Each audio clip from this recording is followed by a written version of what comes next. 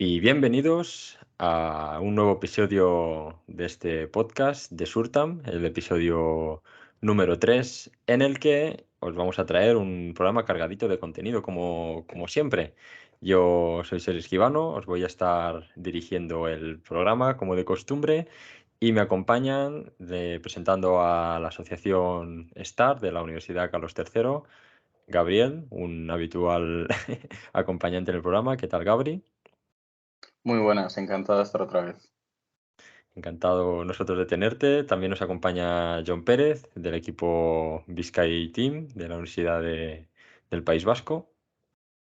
Buenas, otra vez por aquí para hablar un ratillo sobre cositas del espacio. Bienvenido, John. Y hoy nos visita Marcel del UPC Space Program, un nuevo invitado de la Universidad Politécnica de Cataluña. Hola, Marcel. Hola, buenas, un placer estar aquí por primera vez. Bienvenido.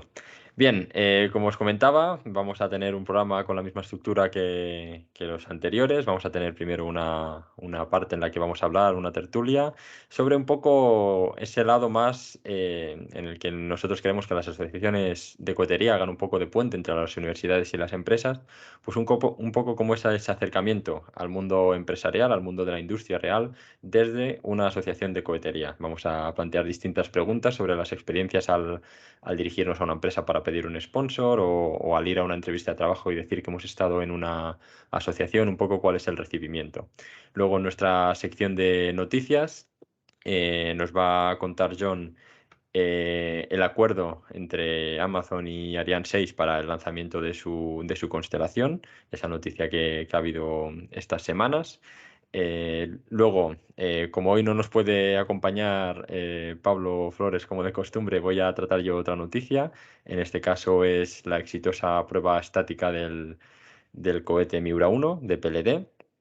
Y por último, Marcel nos va a contar sobre la misión científica Inca, que nos va a comentar cuál ha sido bueno, sus avances y la noticia de este mes. Luego, por último, en la sección de la misión histórica, Gabri nos contará la misión Sea Dragon sobre un cohete que se podía lanzar desde una plataforma marina y vamos a ver cómo fue su desarrollo o su historia. Así que bueno, eso es todo, así que vamos a pasar ya a la sección de tertulia. Y pasamos a la tertulia. Como os decía, la vamos a centrar en ese acercamiento a las empresas desde las asociaciones. Y bueno, digamos que quería empezar a entrar un poco a valorar sobre cómo definir nuestra participación en estas asociaciones, porque nosotros las queremos vender como semiprofesionales y como que lo que hacemos tiene un impacto, o sea, un impacto muy grande en nuestra formación. Pero a veces a la hora de venderlo es un poco complicado. Entonces, no sé, por ejemplo, a la hora de rellenar un currículum, cómo poner esta actividad, como una actividad voluntaria, como una experiencia laboral no remunerada. ¿Cómo tienes tú puesto esta parte, Gabri, o cómo crees que cómo debería reflejarse en un currículum? Bueno, yo personalmente mi experiencia en STAR la tengo incluida en mi currículum como una actividad extracurricular. Es decir, lo que tú podrías definir como una actividad voluntaria. Al menos en mi caso lo tengo ahí puesto porque me parece que, aunque es cierto que te da una cierta experiencia, por así decirlo, del mundo laboral, ¿no? Es decir, al final el tipo de tareas que estamos haciendo en esta asociación pues están muy cerca de lo que una persona que trabajara en esto en la industria podría llegar a hacer. Pero aún así me parece que como en lo que es el contexto en el que haces este tipo de actividades y al final el cómo lo va a ver la gente de fuera es como una actividad extracurricular. Aunque es verdad que de ello sacas mucha experiencia, en mi opinión, cuando alguien ve tu currículum, le podría llegar a sonar un poco raro, ¿no? El ver una actividad así como experiencia laboral. Que de todos modos el hecho de que esté como una actividad voluntaria o extracurricular no le quita ningún valor, en mi opinión. De hecho, le da un valor diferente, por así decirlo, porque a lo mejor una experiencia laboral, pues alguien que en la carrera esté obligado a hacer prácticas para rellenar créditos, pues eso va a terminar como actividad laboral, pero el hecho de tú voluntariamente entrar a una asociación, por así decirlo, le da un valor diferente, el hecho de que pues tú deseas utilizar tu tiempo en actividades de este tipo. Sí, yo también opino igual que Gabri. Yo lo presentaría como una actividad pues, extracurricular o, vamos, algo que haces que no son unas prácticas de empresa propiamente dichas, una experiencia laboral. Y de hecho yo lo asocio, vamos, la similitud creo que va más por ejemplo, el personal, bueno, los alumnos investigadores en distintos departamentos de la universidad que realizan, pues eso, investigación como algo paralelo a sus estudios, pues creo que es algo más similar a eso. Sí, la verdad es que, claro, ciertamente a la hora de venderlo como una experiencia laboral, ¿no? Como que habría ese gap, ese salto de diferencia entre la exigencia por parte de un tercero, el hecho de hacer una actividad más de manera profesional, que esté remunerada, etcétera, que eso a veces un poco es la diferencia, ¿no? Que marcaría entre esta actividad como extracurricular o voluntaria. Entonces, en ese sentido, no sé si tenéis experiencia propia o de alguno de vuestros compañeros a la hora de defender vuestras actividades dentro de esta asociación en un entorno de, por ejemplo, una entrevista de trabajo que a veces es digamos, con una persona no técnica, por así decirlo. Tienes que explicarle cómo eso os ha formado mejor como ingenieros. No sé si, por ejemplo, Marcel, tienes alguna experiencia en este sentido o qué percepción tienes de este reconocimiento que se pueda tener. Sí, sí, pues mira, justamente que lo dices, yo de veteranos de mi asociación, del UPC Space Program, he escuchado sus experiencias y no he sabido bien cómo lo han vendido ellos, pero sí que sé que les ha funcionado en el sentido de que, por ejemplo, un auténtico veterano que era Jordi Grau, que fue un miembro, bueno, ya no forma parte, pero bueno, estuvo mucho tiempo y trabajó duro ahí y de hecho él lo comentaba alguna vez que en alguna experiencia, en una entrevista de trabajo, cuando quería conseguir prácticas o incluso cuando ya acabó la carrera y quería conseguir trabajo, los mismos que le hicieron la entrevista al final valoraron muy positivamente su participación en una asociación estudiantil que al final pone a prueba tus conocimientos y haces ingeniería de verdad. Y gente que tenía quizá notas académicas superiores a la suya, aunque tuvieran ese pro a su favor, él pasó por delante por tener esta experiencia que al final, para lo que he dicho antes, que para mí es ingeniería más de verdad que no tanto tener muy buenas notas en una asignatura, digamos.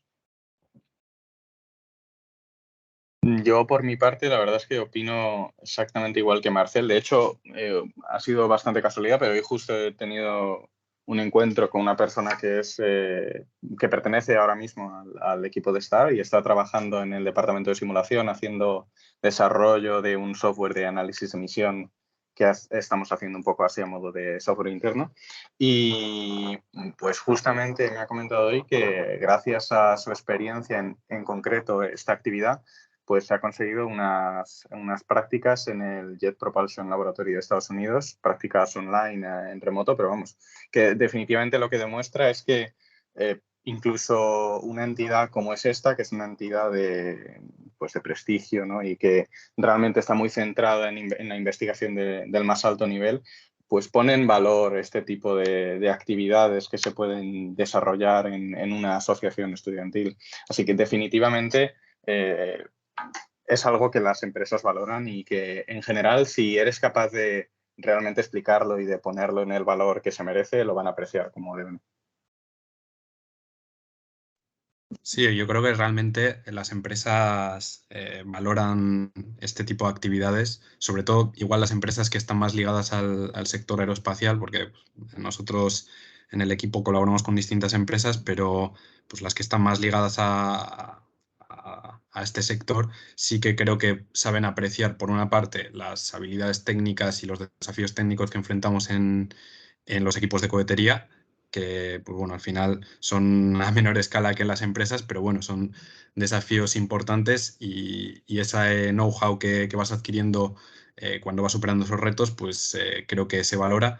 Y por otra parte también era un poco lo que comentaba antes Gabriel, que básicamente el hecho de estar participando en un equipo de estos mientras estás estudiando denota que eres una persona que tienes pues, iniciativa y ganas de hacer cosas que es sobre todo lo que buscas como empleador, lo que tengan tus empleados, que tengan ganas de hacer cosas, ganas de trabajar y que demuestren ese interés por hacer cosas. Así que yo sí que creo que en ese sentido las empresas valoran la participación en este tipo de proyectos.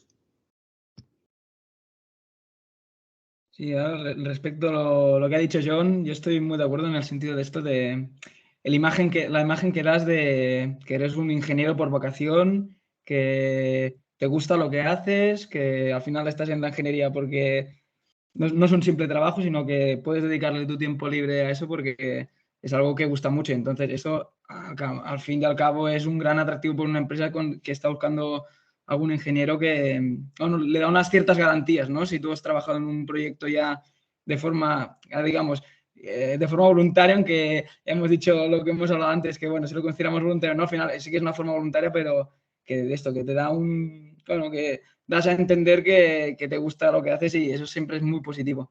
Y también quería añadir que eso fue otro caso de otro compañero de UPC Space Program, que eso es aún más radical, porque fue la empresa la que le fue a buscar. O sea, fue una empresa que estaba buscando un ingeniero que, bueno, era de electrónica en este caso, y que supiera un poco de todo, bueno, que hubiera trabajado en eso, y le fue a buscar a él, fue buscando diferentes asociaciones y al final él encontró trabajo ahí, pero bueno, lo encontraron a él más bien, pero pasando por delante con ingenieros que tenían cierta experiencia, pero digamos, no tanto, no habían participado en cosas estudiantiles o no habían tenido un contacto tan directo con la ingeniería más técnica y práctica, digamos.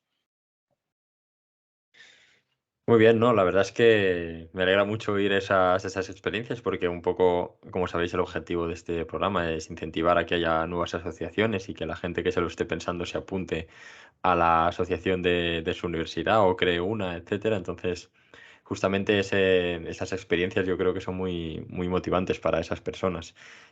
También quería comentaros, porque muchas veces, claro, el tiempo al final es limitado, ¿no? Entonces las empresas pueden valorar que una persona haya sido capaz de compaginar ambas cosas, pero muchos estudiantes cuando entran sobre todo a partir de tercero o cuarto de carrera, puede ser que tengan un poco una disyuntiva entre escoger, entre hacer prácticas mientras hacen la carrera o hacer la carrera mientras están en la asociación, ya que es muy posible que las tres cosas sea imposible compaginarlas ya por un tema de tiempo. Aunque bueno, hay gente que consigue compaginar las tres, pero bueno, no es lo más normal. Entonces, en esa disyuntiva, no sé si os habéis visto alguna vez vosotros o habéis optado por una u por otra opción, conocéis gente que haya optado por una u otra opción y más o menos qué ventaja le veis a cada uno. No sé, John, si te has encontrado en esta tesitura alguna vez. Sí, pues realmente sí. A ver, lo que comenta, existe la opción de intentar ir con todo y de, pues eso, estar estudiando la carrera, estar de prácticas y además estar en el equipo. Yo conozco a gente que lo ha hecho y, pues bueno, posible es, lo único que es un trote importante. Y yo en mi caso, por ejemplo, pues este año podría haber optado por coger unas prácticas en empresa y sin embargo en mi caso yo he decidido pues dedicar, vamos, no meterme a hacer esas prácticas en empresa para poder dedicarle más tiempo al equipo. Eso al final es una cosa muy personal y tienes que hacer el balance de qué crees que puede ser más interesante para crear un buen currículum o para pueda resultar más atractivo en un futuro a una empresa. Pero yo, sobre todo, la decisión en mi caso ha sido más porque, pues bueno, me gusta lo que hacemos en Visiskating, me gusta vamos, me apasiona el proyecto y quiero que tire adelante y tire adelante rápido. Y por ello, pues eso, decidí, en mi caso, no coger prácticas y dedicarle más tiempo a Visiskating.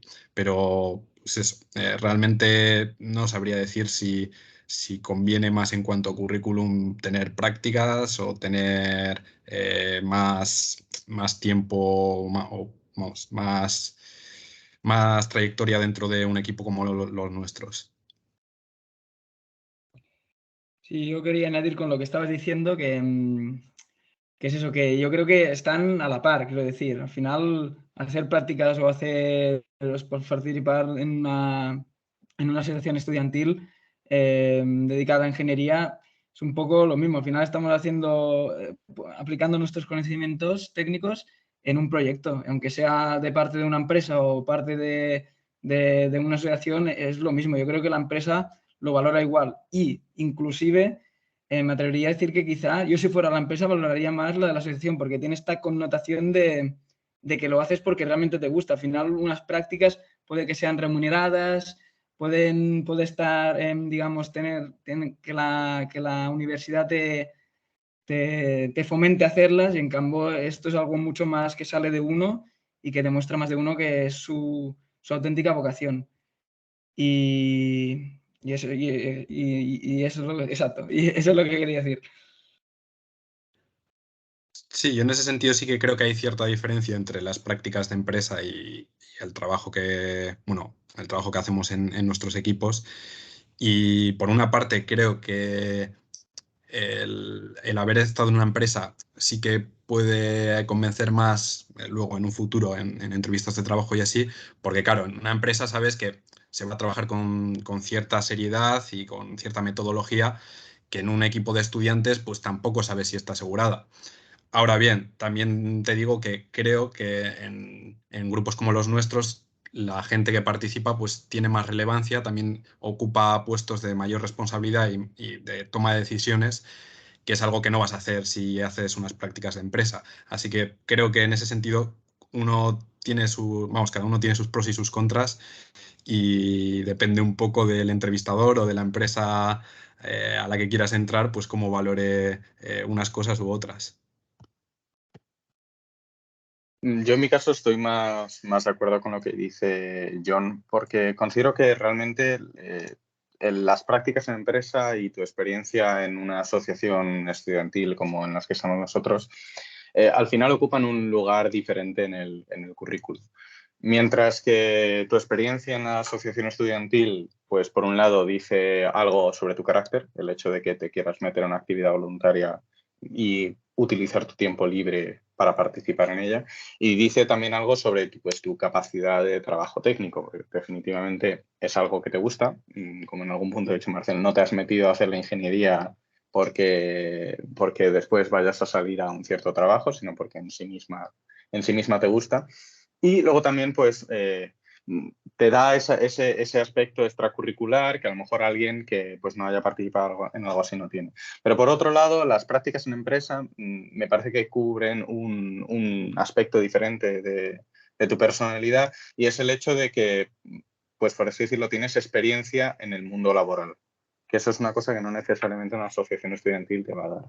Porque es muy diferente el trabajo y el tipo de relaciones que formas y el cómo se organiza una asociación estudiantil que el trabajar en una empresa. Y el hecho de que tengas unas prácticas en empresa en tu currículum dice que, pues, por lo menos has estado alguna vez antes en ese tipo de entornos. Esto es igual que cuando tú vas a un trabajo, pues tienes dos entrevistas, al menos en el mundo técnico no tienes la entrevista técnica, que es donde a lo mejor tu participación en la asociación estudiantil tiene más valor, y luego tienes la entrevista pues, por parte de recursos humanos, ¿no? Donde a lo mejor el hecho de que tú tengas experiencia previa en un ambiente empresarial, pues vale bastante más. Muy bien, pues muchas gracias por vuestros apuntes sobre este tema. Es un tema controvertido porque yo recuerdo también de verme muchas veces yo mismo en la tesitura o compañeros y demás, decir, claro, no me da tiempo a hacer las dos cosas, ¿qué priorizo? Ahí también deben entrar muchas cosas como en qué sector está la empresa a la que puedes hacer prácticas, en qué sector está la asociación y a qué sector quieres trabajar en el futuro, ¿no? Porque evidentemente luego si quieres trabajar en una empresa que se dedica a coheterías, pues van a valorar quizá más una asociación de cohetería que no una que hayas estado haciendo prácticas quizá en una empresa de algo de automoción, por ejemplo, que a veces no siempre puedes optar a hacer prácticas en la empresa que tú quisieras. Y más importante de eso también, a la hora de efectivamente aplicar a un puesto a una empresa, también es importante ver con qué empresa se relaciona la asociación en sí, porque claro, al final las asociaciones normalmente tienen una parte de financiación, lo intentan a través de la universidad, ayudas en espacios, etcétera, pero inevitablemente hay un punto en el que tienen que empezar a buscar patrocinios, contactos con empresas, en las que les den material, les den una cierta, bueno, pues financiación, etcétera, a cambio de hacer promociones conjuntas y que ellas se puedan nutrir de la imagen pública que les da el hecho de ayudar a asociaciones de este tipo. y las asociaciones ayudarse de sus materiales, financiación, etcétera. En ese sentido, claro, luego se da el hecho de vender tu asociación a las empresas cuando empiezas con ese proceso de patrocinio, ¿no? No sé, por ejemplo, John, que tú que estás con más de temas de team leader ahí en el Biscay, más o menos cuál es el recibimiento normalmente o las complejidades que tienes a la hora de vender tu proyecto a una empresa para iniciar un proceso de patrocinio y luego las futuras relaciones laborales que salgan de ahí, ¿no? Pues que quizá esa empresa os patrocina, a partir de ahí os conoce y a partir de ahí busca futuros empleados en vuestra asociación. Sí, pues, a ver, la verdad es que no nos podemos quejar en general en cómo nos reciben las empresas cuando vamos en busca de ayuda, de que nos patrocinen y demás. Creo que tenemos la suerte de que el lanzar cohetes es una cosa que llama bastante la atención y en ese sentido las empresas son bastante receptivas a decir, joder, pues estos chavales están haciendo algo chulo, si podemos echarles una mano, pues les echamos. Así que no... Depende, claro, de la empresa y obviamente hay empresas que no, que les escribes y no te hacen ni caso, pero hay otras muchas que sí que se interesan y te apoyan de manera desinteresada y la verdad que se agradece.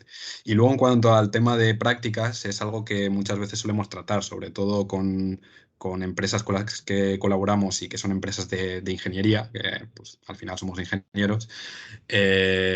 Pues sí que solemos comentar cuando hablamos de cómo articular esa colaboración, de si les puede interesar, coger algún estudiante de prácticas del equipo que haga un TFG, un TFM, un TFM, ya sea de algo de su empresa o de algo del equipo, hacerlo en su empresa. Ese tipo de cosas sí que las solemos hablar. Y hay algunas empresas que sí que nos han permitido realizar ese tipo de acuerdos o convenios de que un miembro del equipo haga unas prácticas en la empresa pues es un beneficio que obtienen los miembros del equipo por el hecho de estar trabajando aquí. Y luego también a la hora de esas empresas con las que colaboramos, a la hora de buscar pues nuevos candidatos para vacantes, sí que nos suelen contactar y eso es otro atractivo para la gente que esté pensando en unirse a un equipo como Biscay Team, pues es de que luego las empresas las empresas del sector, cuando necesitan gente, buscan esa gente y al final las asociaciones como las nuestras son un buen lugar donde buscar a esa gente. En mi caso, al menos los casos que conozco, que bueno, aquí yo tengo que decir que yo la verdad es que no trabajo directamente con este tipo de cosas, así que puede que mi opinión esté un poco torcida, pero bueno, en cualquier caso, yo la experiencia que tengo es que parece que las empresas sí que casi todas están muy dispuestas a pues, facilitar la realización de trabajos de fin de grado, trabajos de fin de máster. De hecho, muchas de ellas bastante proactivamente ofrecen este tipo de oportunidades. A lo mejor no todas, pero en general sí que para realizar algún tipo de proyecto de este tipo, la verdad es que suele ser relativamente fácil. Pero sí que a la hora de conseguir prácticas en sí mismas, es decir, prácticas desde el punto de vista de solamente prácticas, sin un trabajo de fin de grado o de máster asociado, o el entrar directamente a la plantilla, es decir, a un empleo en sí mismo, sí que parece que se ponen más a la defensiva y es más complicado conseguir ese tipo de cosas. Sí que parece que algunas empresas, pues cuando empiezan esa colaboración con nuestras asociaciones, pues sí tienen este tipo de cosas en mente y a lo mejor pues abren o facilitan caminos más sencillos o pues a partir de esos trabajos de fin de grado y trabajos de fin de máster sí que te pueden abrir este tipo de puertas. Es cierto que parece que mientras que están muy dispuestas a todo lo que sea trabajos de fin de grado o máster, están un poco más reticentes a prácticas en sí misma o un empleo propio. Sí, y en ese sentido es probable que sea también quizá muy importante la tarea que se hace desde los departamentos de marketing o de redes sociales de las asociaciones para poder vender mejor, ¿no? El trabajo que se hace y que las empresas sean más conscientes o también vean más interacción que esa asociación que están apoyando pues realmente está haciendo cosas con la ayuda que están recibiendo, etcétera, y que puedan ser más conscientes. No sé si en este sentido, Marcel, tú que nos puedes aportar no tanto de cómo hacer los contactos con las empresas patrocinadoras, sino en las empresas que ya patrocinan en sí la asociación, ¿no? Si hay más posibilidades de terminar haciendo prácticas ahí, cuál es tu experiencia o la de tus compañeros que hayas podido ver en ese sentido?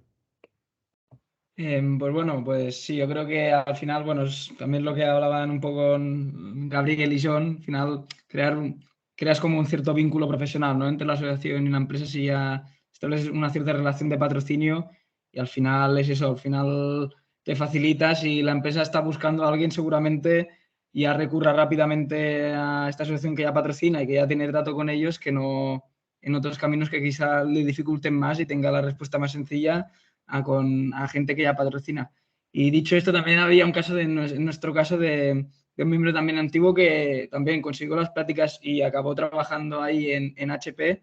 Pues era un patrocinador que aún es del Space Program y a base del patrocinio que se inició y de las relaciones, al final ha conseguido eso, poder hacer prácticas ahí y trabajar ahí. Al final, eso, empezaría unas relaciones profesionales entre asociaciones y empresas que siempre dan puntos a los estudiantes para tener más facilidades, ¿no? A la hora de entrar en estos tipos de trabajo. Qué bien, sí, no. Y aparte también entiendo un poco los problemas que a veces comentaba Gabri, ¿no? De para hacer TFG y TFM sí, pero para hacer prácticas no. Muchas veces yo también había detectado problemas, sobre todo con los calendarios, que al final los tiempos con los que se mueve la universidad y los tiempos con los que se mueve la empresa privada son completamente distintos. Y entonces, a veces para una empresa tiene una idea para hacer algo de aquí un mes, y luego al final ese mes se convierten en 6 meses, o al revés, o se convierte en 2 semanas y tú como estudiante no tienes margen de maniobra para decir, porque quizá para presentar prácticas hay unos plazos en concreto, entonces quizá te lo dicen una semana después de que se haya cerrado ese plazo.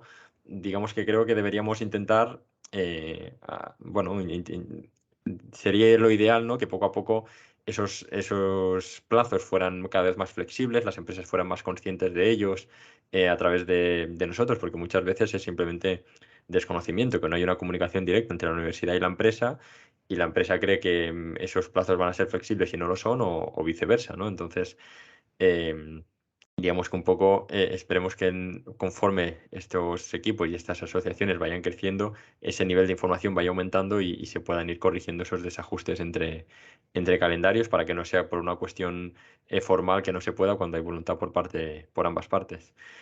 Bien, por último quería también dirigir el tema, porque estamos hablando mucho de, vale, como esa mentalidad, ¿no? De yo hago esto para que luego me contraten, pero ¿y qué hay de esa parte de convertirse en empleadores, ¿no? Justo luego vamos a hablar en alguna noticia de PDD, etcétera. ¿Qué posibilidades reales veis o alguna vez os habéis planteado de que vuestra asociación se termine convirtiendo en una startup? A veces quizá, en nuestro caso, tenemos asociaciones de cohetería, que sí que es verdad que dices, hombre, pues no voy a montar yo aquí SpaceX, ¿no? Pero quizás sí que hay ciertas soluciones o ciertos usos comerciales que se le puedan dar a cohetes pequeños, etcétera. Bueno, están los lanzamientos de CANSATs, en elementos recreativos, bueno, se podrían como tener varias ideas así. No sé si conocéis ejemplos de otras asociaciones que se han convertido en empresas, os lo habéis planteado vosotros. Tampoco, bueno, si tenéis aquí algún plan secreto, tampoco lo desveléis. Pero no sé cómo veis esta parte de emprendimiento, ¿no? Que también es algo que queremos fomentar desde Surtam. Es decir, ¿pueden salir empresas de estas asociaciones? No sé, por ejemplo, Gabri, ¿cómo lo ves? Si te lo has planteado alguna vez o conoces experiencias en este sentido.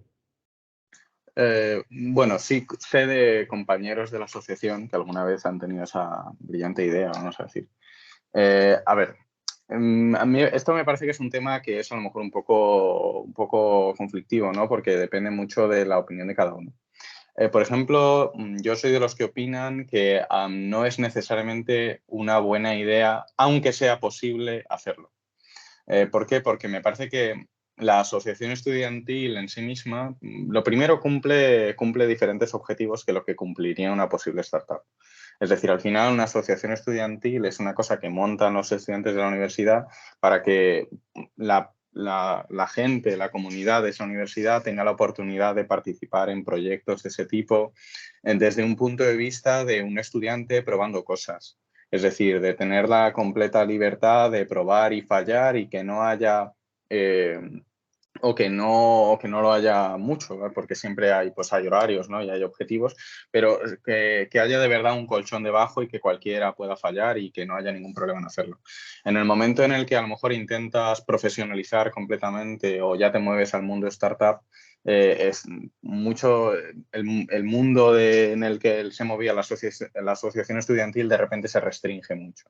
Y luego también hay muchos beneficios de los que goza una asociación estudiantil, como por ejemplo de patrocinios de diferentes empresas, que obviamente eso no se traduce al mundo empresarial, porque ya en ese punto la relación que tendrías con estas otras empresas sería de business a business, no desde el punto de vista de una asociación estudiantil.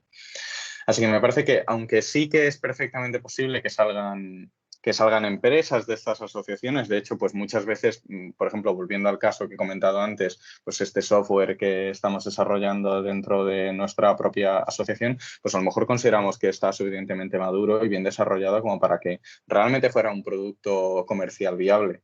Pero, pues a lo mejor al moverlo a ese otro mundo, ¿no? Pervierte un poco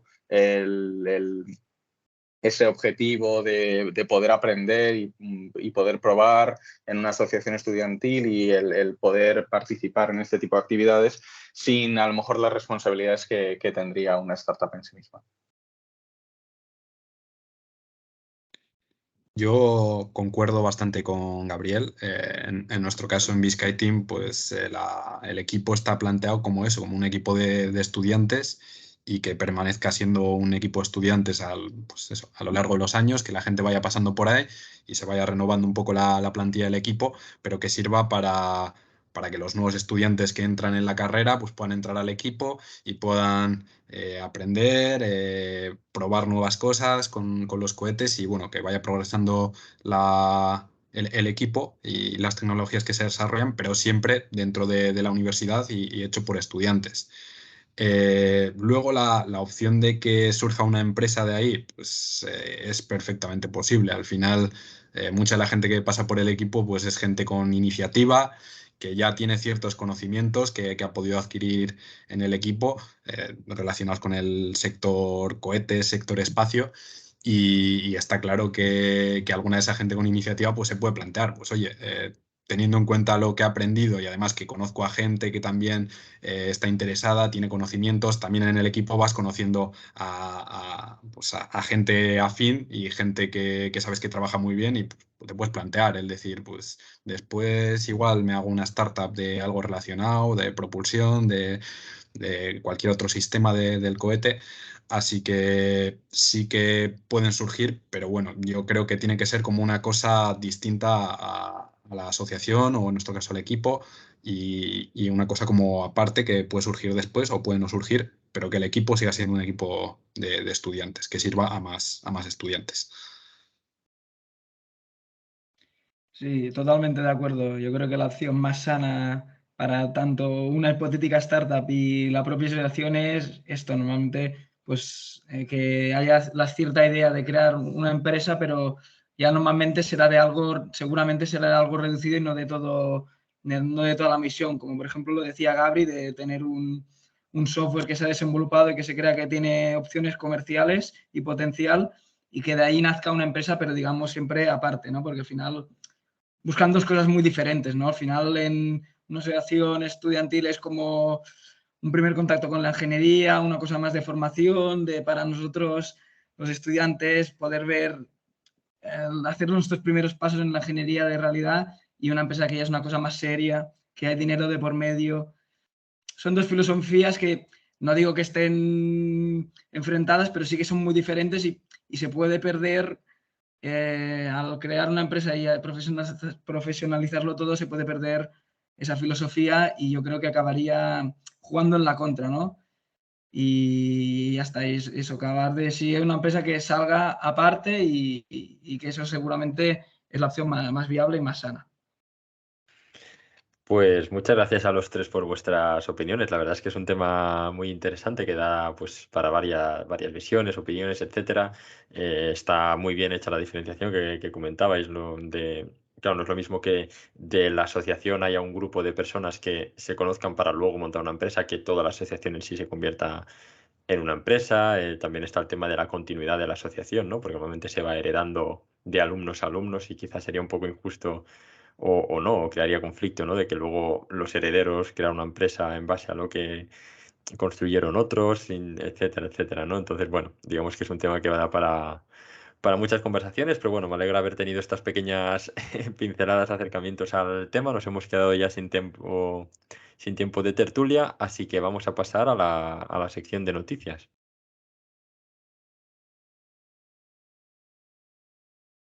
Iniciamos la parte de noticias de este programa y la primera noticia que vamos a tratar nos la va a contar John y es este acuerdo entre Ariane 6, Blue Origin y Amazon. Cuéntanos, John. Sí, pues la semana pasada sabíamos de este mega acuerdo que ha firmado Amazon con 3 proveedores de lanzamientos para poner en órbita pues los primeros satélites de su mega constelación que se llama Kuiper. Con este acuerdo se aseguraban un total de 83 lanzamientos durante los próximos 5 años. Y bueno, la constelación Kuiper es una constelación que contará con un total de unos 3.236 satélites y con ella Amazon principalmente lo que pretende es competir con otras megaconstelaciones que ya conocemos, que son, pues, por ejemplo, Starlink de SpaceX o OneWeb, que compiten todas por ese mercado del Internet por satélite de baja latencia, de satélites que estén pues, muy cerquita a la Tierra para asegurar esa baja latencia y que es algo que está muy en auge, porque bueno, he mencionado 3, pero pues, también hay incluso países que se están planteando el poner en órbita megaconstelaciones, así que es algo que está a la orden del día. Y bueno, las empresas que han sido elegidas para realizar estos lanzamientos han sido, por una parte, United Launch Alliance, ULA, Arianespace y, por supuesto, como no podría faltar, Blue Origin. Voy a hablar así un poquito de cada una de las empresas, dar unas pinceladas. Arianespace es el principal proveedor de lanzamientos europeo. Y los lanzamientos que se han firmado se realizarán con su próximo lanzador, el Ariane 6. Este nuevo lanzador, porque todavía no ha volado, estaba previsto para 2020 el primer vuelo, pero como pasa habitualmente en estas cosas, todavía no ha volado. Pues bueno, este lanzador es capaz de poner unas 21 toneladas en LEO, en Low Earth Orbit, y es el descendiente directo, obviamente, de la Ariane 5. Y lo que busca respecto al Ariane 5 sobre todo es abaratar costes de lanzamientos, porque sobre todo con la irrupción de SpaceX y su Falcon 9, los últimos años habían abaratado mucho los costes de lanzamiento, así que pues, Ariane busca con abaratar sus costes para poder competir de una manera pues, más par a SpaceX. Y también así como detalle, pues comentar que este es el acuerdo más grande que ha tenido la compañía francesa hasta ahora, hasta el momento. Por otra parte, ULA, para quien no lo conozca, es un consorcio de empresas formado por Boeing y Lockheed Martin y desde 2006 pues, lleva siendo uno de los actores más importantes dentro del panorama de lanzadores en Estados Unidos.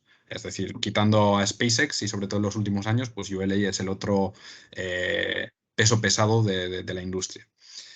Y ULA cubrirá estos lanzamientos de Kuiper con su nuevo lanzador pesado, el Vulcan, que tampoco ha volado todavía. No han volado ninguno de los 3 con los que van a lanzar. Es bastante curioso. Y también como curiosidad comentar que este nuevo lanzador, el Vulcan, llevará los motores V4 que son diseñados y fabricados por Blue Origin. Así que, pues es curioso también. Y por último, pasamos a comentar, pues eso, Blue Origin, la empresa de Bezos, obviamente no podía faltar en un contrato para Amazon. Y pues bueno, se fundó la empresa en el año 2000 y desde entonces han estado desarrollando las tecnologías necesarias para el vuelo espacial, primero con su cohete New Shepard, que es un cohete suborbital que está pensado para hacer turismo espacial.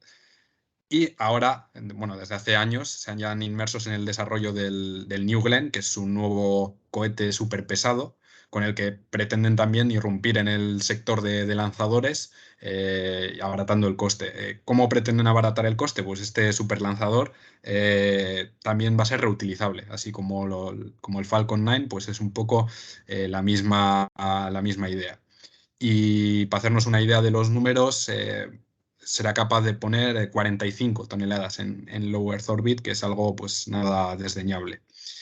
Y bueno, eso, este acuerdo es, si no el más grande de la historia, uno de los más grandes que se han firmado para poner en órbita satélites y bueno, se está poniendo bastante interesante la Low Earth Orbit.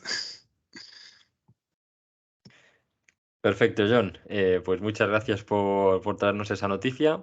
Yo por mi parte os voy a comentar un poco, hablando también de nuevos lanzadores y nuevos proyectos. Las noticias que hemos tenido esta semana sobre la prueba exitosa, lo hemos podido saber a través de las redes sociales, que la empresa PLD Space ha conseguido completar por primera vez sobre Europa continental la prueba de un lanzador de propulsión líquida basado en queroseno-oxígeno. Se trata de un hito dentro del proyecto que está desarrollando la empresa del desarrollo de sus cohetes Miura 1 y Miura 5. Para el que no conozca esta empresa, PLD Space es una empresa española nacida en 2011 que nació con un objetivo claro y ambicioso, que es al final desarrollar desde cero, con tecnología propia, un lanzador para poner en órbita baja terrestre pequeños satélites de hasta 500 kilos que bueno, para hacernos una idea, por ejemplo, los Starlink que ahora están siendo puestos en órbita por cientos, pues pesan 250 kilos. Entonces quieren un poco apuntar a ese tipo de mercado para ese tipo de satélites en órbita baja. Entonces, bueno, se trata de un proyecto empresarial, evidentemente, de referencia para todos nosotros como representantes de los equipos universitarios de cohetería. Como decía, están desarrollando el Miura 1 y el Miura 5. La prueba que han realizado esta semana es del Miura 1 que bueno, se trata de un motor de combustible líquido de una etapa que tiene como objetivo hacer un vuelo suborbital que va a llegar a unos 120-150 kilómetros y que quieren que sirva de demostrador tecnológico para en torno al 70-75% de los desarrollos necesarios para el Miura 5, que es el vehículo que realmente será el que pondrá en órbita esas cargas. Este lanzamiento está planteado para hacerse en el Centro de Experimentación del Arenosillo del INTA en Huelva a finales de este año, si todo sigue yendo tan bien como hasta ahora. Si a alguno quizá le sonará, seguramente muchos de nuestros oyentes estuvieran ahí, que este cohete fue presentado el pasado mes de noviembre, justo el mismo que ha sido puesto a prueba la semana pasada en Teruel, que es donde se hacen las pruebas estáticas, bueno, y ha sido eso, como decía, era una prueba de estática, o sea, se encendió el motor, pero estaba sujeto al rail de lanzamiento el cohete para ver que, bueno, que el encendido del motor fuera nominal, que no hubiera vibraciones, no hubiera incendios en la rampa, etcétera. Digamos que todo fuera bajo control. Entonces, bueno, uno de los objetivos de esta prueba era comprobar el motor, validarlo, que al final el TPREL-B, que es el motor que lleva, ha sido también diseñado y fabricado directamente por ellos, lo cual es la parte evidentemente más compleja de diseñar un cohete. Y bueno, se trata de un motor que es parecido al Kestrel que usaba en la etapa superior el Falcon 1 de SpaceX. Tiene 30,8 kilonewtons de empujo en Teruel, 30,2 es lo que tendrá a nivel del mar. Y su idea es que este motor, el mismo, se pueda ser reutilizable para varios lanzamientos, porque el propio cohete, el Miura 1, está pensado para ser recuperado enteramente. Bueno, cuando cae al mar, pues digamos se pueda ir a buscarlo y recogerlo y volver a utilizarlo. El motor, como mucho, se podrá utilizar para 2-3 lanzamientos, dependiendo un poco cómo lo vayan viendo. Es un motor desmontable para poder justamente ver esas pruebas en el caso de tener que ser reutilizado, que todo esté bien. De hecho, ya han hecho algunas pruebas de desmontarlo y volver a montarlo. Pero bueno, al no tener soldaduras, eso implica un incremento de peso que reduce la eficiencia. Pero bueno, al ser un demostrador tecnológico, digamos que no van a tener problemas con ese aspecto. Y bueno, poco más por esta parte. Esperemos poder seguir trayendo noticias de PLD y del desarrollo del Miura 1 y del Miura 5. Cuando hagan el lanzamiento lo traeremos aquí y conforme vaya avanzando, porque la verdad es que es un éxito de la industria aeroespacial en España, que al final, si este proyecto sale bien, nos vamos a convertir en uno de los primeros países, de los pocos, que tienen capacidad de diseñar, fabricar y operar desde cero aeronaves, satélites y lanzadores. Nos faltan los lanzadores, así que bueno, esperemos que la gente de PLD Space lo consiga, u otras empresas que hay en España que también están persiguiendo ese objetivo de las que también hablaremos. Y esa era la noticia que os queríamos traer sobre PLD. Y por último, Marcel nos va a comentar sobre la misión científica Inca. Todo tuyo, Marcel. Sí, perfecto. Bueno, hablaré de una misión científica que al final es otra de las grandes utilidades y funciones que tiene la cohetería, ¿no? Esta es una noticia de la semana pasada, el 7 de abril, que recibíamos buenas noticias desde el Poker Flat Research Range en Alaska, donde se había realizado con éxito el lanzamiento de 2 cohetes para la misión científica Inca. El atractivo de esta misión es que se ha realizado durante una aurora boreal, así que si nos posemos en situación, podemos imaginarnos el privilegio de los que lo han presenciado en directo. Han disfrutado simultáneamente de un espectáculo de la naturaleza con el lanzamiento de 2 cohetes. Así que, bueno, eso sin duda despierta la envidia de cualquier aficionado al espacio. Para poneros en situación de cuál es el objetivo de esta misión científica, recordemos que las auroras polares, estas preciosas cortinas de luz que aparecen cerca de los polos de nuestro planeta, son fruto del plasma enviado por el viento solar que al interaccionar con el campo magnético de la Tierra colisiona con las partículas de nuestra atmósfera y crea esta bonita luz. Además, en la ionosfera de nuestro planeta también encontramos plasma, que convive con partículas neutras. Esta convivencia no es del todo tranquila porque hay fricción entre ellas, fricción que se magnifica durante las auroras polares. Y es aquí donde el objetivo de la misión Inca tiene su peso, que es estudiar los intercambios de energías que se producen y el comportamiento de esta región hostil entre plasma y partículas neutras durante un fenómeno altamente energético como son las auroras boreales. Dejando la ciencia más pura de lado y centrándonos en la ingeniería de la misión, hablaremos de los cohetes utilizados. A estos se los denomina sounding rockets o cohetes sonda en español, simplemente porque su objetivo es el de realizar experimentos científicos. Como hemos indicado en el inicio, se han utilizado 2 cohetes. El primero es un modelo de fabricación estadounidense, el Terrier Improved Malamute, que su aportación a la misión ha sido la de ir soltando vapor de agua durante su vuelo para crear una estela, que ha sido estudiada desde el suelo para observar cómo se comporta el viento dentro y fuera de la aurora. Este ha alcanzado un apogeo de 340 kilómetros. El segundo, en cambio, es de fabricación canadiense, el Black Brant 9. Este ha sido equipado para medir la temperatura y la densidad del plasma. Su apogeo ha sido de 208 kilómetros. Ambos cohetes tienen características muy similares. Los dos son de 2 etapas, utilizan combustible sólido, tienen una altura que ronda los 10 metros, un peso de unos 2.000 kilogramos con payload incluida y un diámetro exterior de medio metro. Dicho esto, solo nos hace falta esperar a los resultados que publique el equipo científico y seguramente nos aportarán más conocimientos sobre esta capa de gas imprescindible para la vida que es la atmósfera. Perfecto, Marcel, pues muchas gracias por traernos esta noticia de ámbito más científico, muy interesante. Yo la verdad es que no lo había visto, así que muchas gracias por traerlo. Y dicho esto, damos por terminada este bloque de noticias. Y pasamos a la parte de la misión histórica, que este mes, en este programa, Gabri nos va a traer la misión Sea Dragon. Cuéntanos, Gabri. Bueno, pues el Sea Dragon vamos a seguir básicamente la tendencia de los últimos podcasts de hablar de misiones que nunca llegaron a volar, pero bueno, son por lo menos interesantes. Esta, de hecho, nunca llegó a salir la fase conceptual, así que me parece que ya para el mes que viene habría que buscar algo que de verdad volara. Pero bueno, volviendo al Sea Dragon, pues un poco viendo su nombre os podéis hacer un poco la idea de qué es lo que era especial de de este lanzador.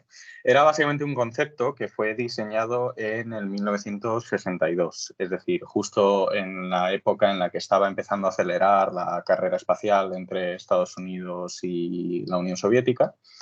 Y pues era además este punto en el que básicamente la NASA tenía todo el presupuesto de los Estados Unidos a su disposición y empezaron a aparecer todas estas diferentes ideas locas. Básicamente el Sea Dragon era pues un lanzador de la categoría Super Heavy y tenía un total de 2 etapas. Y así un poco en resumen de lo que, aunque ahora os voy a contar más en detalle, aunque pues la NASA mostró interés inicialmente, al final este lanzador nunca se llegó a desarrollar. El objetivo que tenía el Sea Dragon cuando este se diseñó fue el de ser un lanzador con una capacidad de carga enorme, pero a la vez barato. De hecho, era uno de estos lanzadores que cuando se diseñaron, pues se planteó como el posible lanzador para las futuras misiones tripuladas a Marte. Básicamente hoy en día llamaríamos a este tipo de diseños un Big Dumb Booster.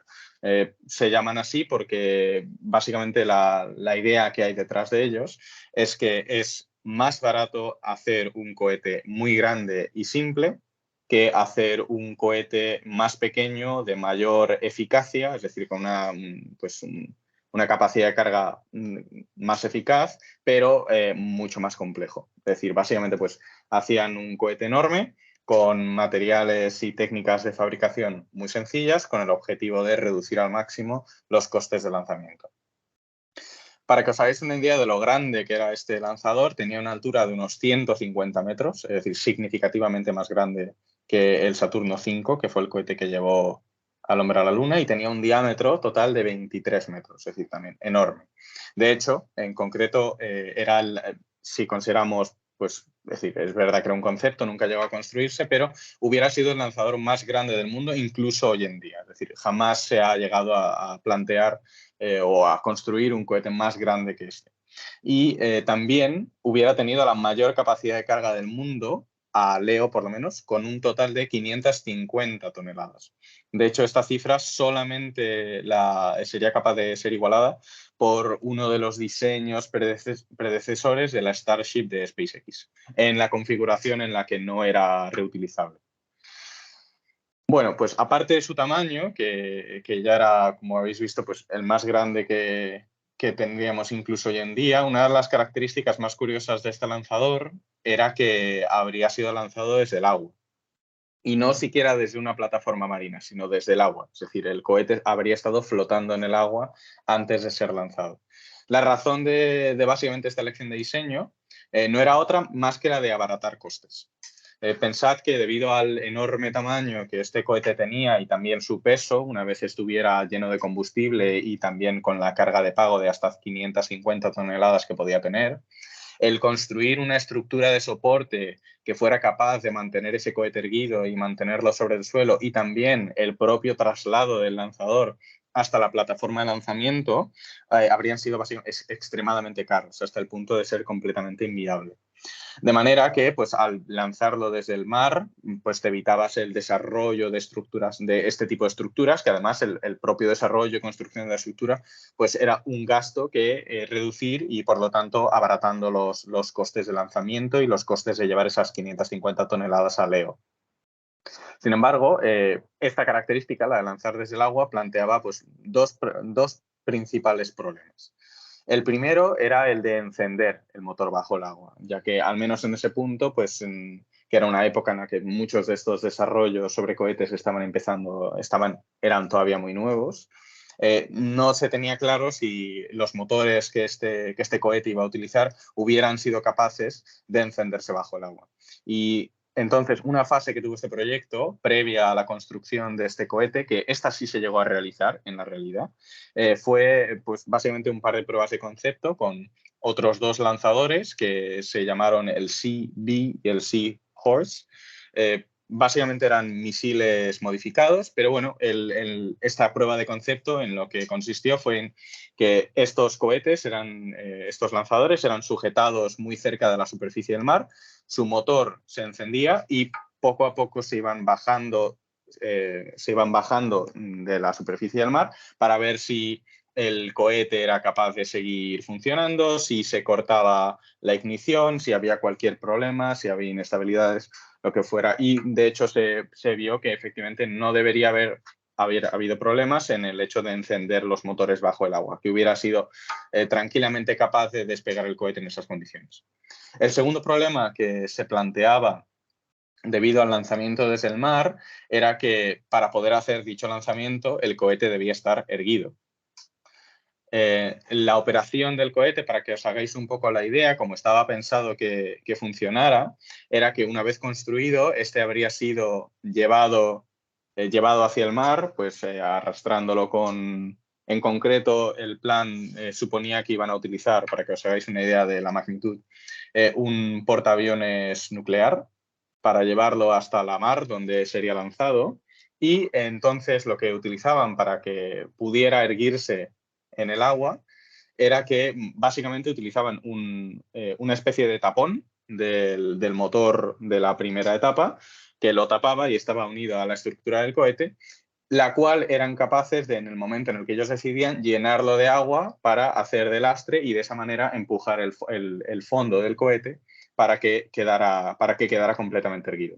Y además estaba diseñado de tal manera que justo lo que quedaba por encima del nivel del agua era el acceso a la carga de pago de la segunda etapa, de manera que si se querían hacer comprobaciones finales o se necesitaba poder acceder a la carga de pago una vez erguido el cohete, era todavía posible realizar ese acceso. Es decir, la verdad que en ese aspecto sí que estaba bien pensado. Además, el hecho de que se lanzara desde el agua, podría alguien pensar que planteaba además un tercer problema, que era el hecho de que tienes que levantar el cohete del agua, es decir, por así decirlo. Si tú lanzas un cohete desde el nivel del mar, no tiene que subir esos metros adicionales. Pero para evitar ese problema, básicamente cómo funcionaba, en el momento del lanzamiento se soltaba la masa de lastre y la propia flotabilidad del vehículo le daba ese ascenso inicial para ser capaz de salir del agua. Es decir, en ese aspecto, esa posible desventaja que a lo mejor podría aparecer al hacerse una primera idea de este lanzador, en principio no debería ser algo trágico. Así un poco a modo de resumen de las demás características del lanzador, en concreto pues las diferentes etapas del cohete estaban ambas propulsadas por un único motor de enorme tamaño. Por ejemplo, para que os hagáis una idea, el Saturno V, que utilizaba 3 etapas, en la primera utilizaba de 5 motores. Y estamos hablando de que este cohete, que era varias veces el tamaño del Saturno V, hubiera utilizado un único motor en su primera etapa, además de en su segunda etapa también. Es decir, eran motores de grandísimo tamaño, de grandísimas presiones, es decir, motores que hubieran sido significativamente difíciles de fabricar.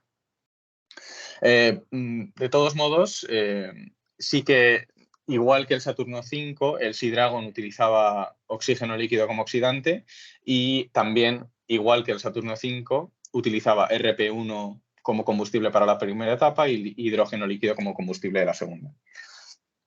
Otro aspecto que tenía este proyecto con el objetivo de reducir los costes era que estaba planeado que para fabricar el combustible del Sea Dragon, en concreto el oxígeno líquido y el hidrógeno líquido, en vez de este ser fabricado en otras instalaciones y después transportado, para evitar ese coste de transporte, se hubiera directamente fabricado en el lugar de lanzamiento mediante electrólisis del agua marina.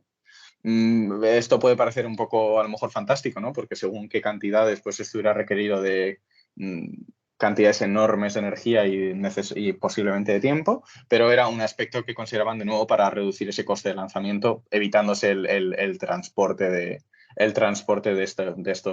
del oxidante, el oxígeno líquido y del hidrógeno líquido.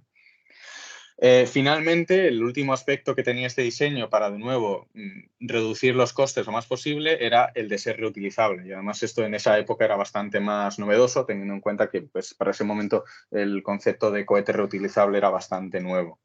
Entonces, por lo menos el sistema de lastre que os he comentado, el que tapaba el motor de la primera etapa y era posible llenar de agua para que erguir el cohete, este hubiera sido reutilizable también, mientras que conservan que por lo menos la primera, aunque posiblemente ambas etapas, pudieran ser recuperadas del mar para después ser reacondicionadas y reutilizadas. De hecho, el proceso completo de lanzamiento estaba considerado de una manera que una vez que estas etapas eran recuperadas del mar, estas eran llevadas a la zona de montaje, ¿no? Que en principio hubiera sido un puerto directamente, es decir, se hubieran montado en un dique seco, igual que se monta hoy en día un avión. Un barco, y estas hubieran sido recondicionadas, hubieran sido reutilizadas, el lanzador hubiera sido montado, después hubiera sido arrastrado a la mar mediante el portaaviones nuclear que os he comentado, y después pues hubiéramos visto este proceso de cómo se erguía el cohete y esto hubiera sido lanzado y repetimos el proceso para recuperar las diferentes etapas.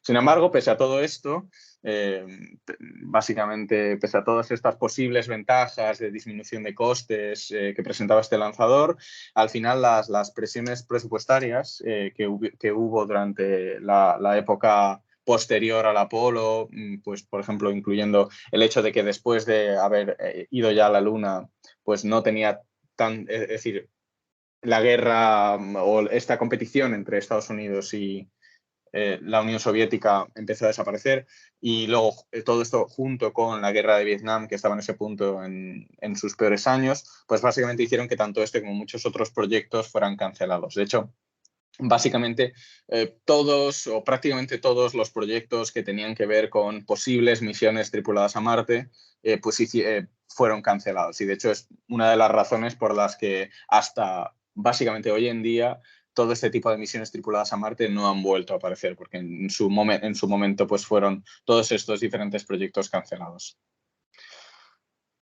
Y así como a modo de terminar, para que por si a alguien le interesa esta cifra, de hecho se supone que es una cifra que comprobaron diferentes entidades de la NASA y algunas otras empresas externas, así que se supone que es una cifra correcta.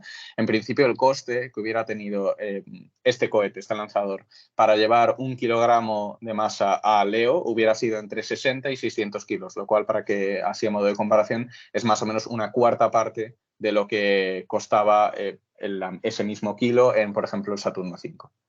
Entonces, pues bueno, es un caso interesante, ¿no? De a lo mejor los límites de la ingeniería en cuanto a lanzadores, en términos de tamaño y de masa, pero que pese a todas estas maniobras para intentar reducir costes, pues aún así incluso no fue capaz de superar el contexto de la época y sencillamente pues ha sido perdido como otro más de estas misiones interesantes que pues uno puede ver hoy en día e intentar aprender algo de ellas. Pues muchas gracias, Gabri, por traernos este tema. Como decías al principio, que nos estamos metiendo aquí en una espiral de misiones extrañas, ocultas, que nunca llegaron a lanzarse. Quizá el mes que viene venimos con una más extraña aún, o con una que sí que se lanzase. Pero bueno, realmente es muy interesante ver qué es lo que puede salir de una oficina de diseño cuando le das suficientes millones de dólares de presupuesto, ¿no? Y como muchas de estas soluciones al principio parecen mágicas o imposibles, pero a veces estamos rodeados en el día a día de conceptos que hace 50 años hubieran sido mágicos o imposibles. La grabación de este mismo podcast puede ser uno de ellos, ¿no? Así que bueno, pues muchas gracias por traernos esta misión, y bueno, con esto nos vamos a despedir ya del programa. Hemos cumplido ya todas las secciones.